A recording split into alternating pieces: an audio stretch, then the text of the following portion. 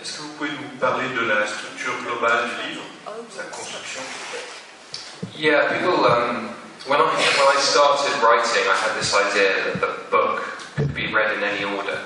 So you could pick up the chapters as if the book had been blown up, because I'm interested in sort of how the form of an art object can replicate its meaning. But I very quickly realised I wanted more control over the story. And I've only met one person who's read it in a random order, and he said it worked. But, so that was the sort of starting point.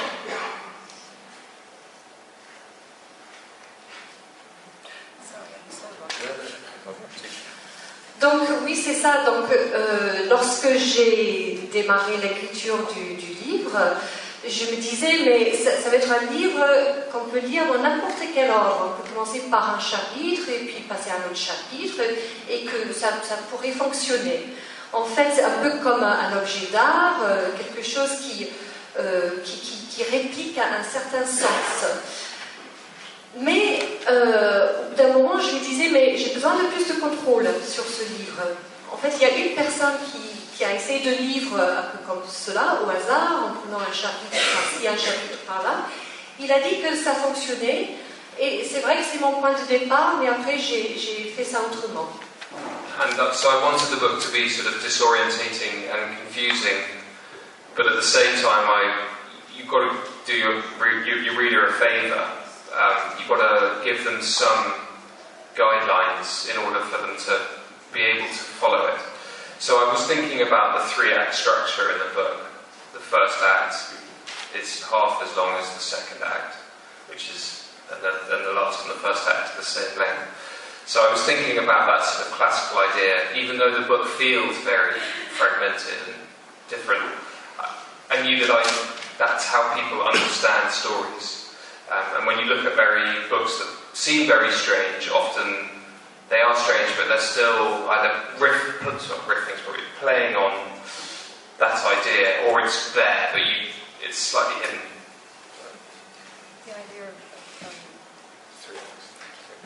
The second act is twice as long as the first and last act. Donc en fait, ce que je visais à faire, c'est écrire quelque chose qui allait désorienter un petit peu le lecteur, qui prêtait peut-être un petit peu à confusion. Mais après, je me suis dit que finalement, le lecteur, il a besoin d'être guidé quand même. Il fallait quand même lui rendre ce service-là. Et après, je me suis dit, alors si je prenais la structure classique de quelque chose en 3 actes, et donc avec le premier acte qui est 50% moins long que le deuxième acte, et les 2 derniers actes qui font la même taille. Donc c'est une structure assez classique, mais je voulais quand même qu'il y ait cette idée de fragmentation, que le résultat soit un peu fragmenté. Et c'est vrai que parfois on lit des livres qui semblent être fragmentés, mais quand on les étudie un petit peu plus, il y a quand même cette structure classique de 3 actes. Le livre commence donc avec le point de vue d'un garrot tourniquet en anglais qui est dans la poche du personnage, et le chapitre, parce qu'il y a un point de vue, un objet par chapitre sur 45 chapitres, 45 objets. À la fin du premier chapitre, le tourniquet, le garrot est mis sur la jambe parce que le soldat vient d'exploser sur une bombe qui est dissimulée. Et après, en fait, vous utilisez 2 lignes narratives. Il y a les suites de ce que vit le personnage après cet accident, où on est dans le présent du protagoniste, et il y a une autre ligne, des souvenirs, qui est une ligne non chronologique. Yeah, so for me it had 3 parts to it. It had the recovery, which was sort of the present, and then there's 2 other lines, but they happen at the same time.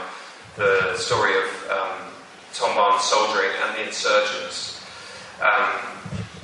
So juggling those, when to go between them, was often the most difficult thing about writing the book.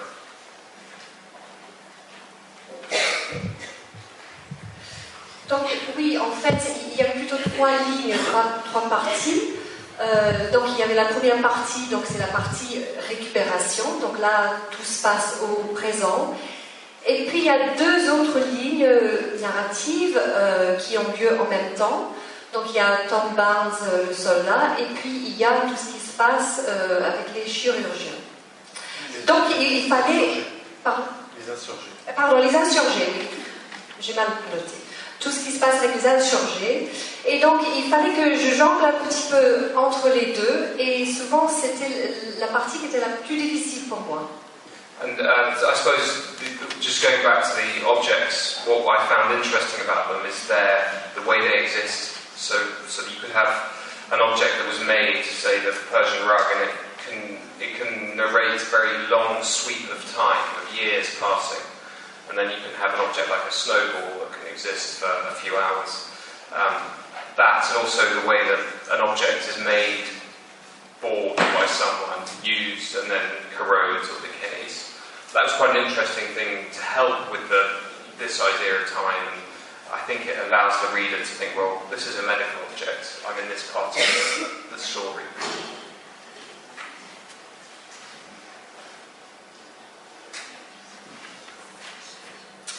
Donc, juste pour revenir sur les objets, donc leur existence était une chose intéressante à travailler, surtout d'un point de vue temporel. Donc, si on prend le tapis perse, donc le tapis perse qui existe depuis très très longtemps, et puis en même temps, dans le livre, on a quelque chose comme une boule de neige qui n'existe que quelques heures, où il y a un objet qui est acheté, qui est utilisé, usé, et qui meurt finalement. Donc pour moi c'était intéressant et avoir ces différences temporelles, cela m'a aidé avec les objets, par exemple des objets médicaux qui avaient des vies définies. Il y a beaucoup de chapitres où vous racontez des scènes que vous n'avez pas vues, soit parce que vous n'étiez pas conscient, soit parce que c'est un point de vue, c'est des choses que vous n'étiez pas présent. Comment vous avez procédé en termes de recherche pour écrire avec autant de réalisme et de précision ces scènes?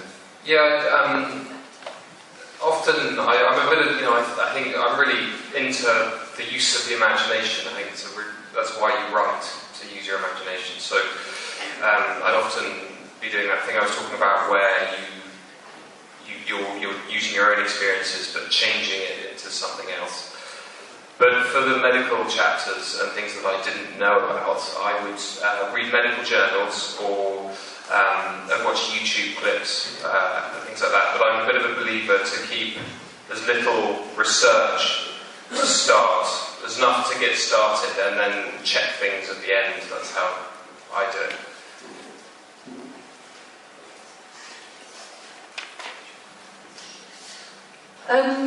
Donc, comme je l'ai dit déjà, moi j'aime bien utiliser mon imagination et je pense que c'est une des raisons pour lesquelles j'écris, que les écrivains écrivent. Tout à l'heure, je disais, comme j'utilisais mes propres expériences et que je les changeais, je les adaptais. Donc, pour parler des chapitres médicaux, comment est-ce que je me suis préparée? J'ai lu beaucoup de journaux médicaux. J'ai regardé pas mal de clips sur YouTube. Après, j'écrivais. Et c'était par la suite que j'ai vérifié que je ne m'étais pas trompée.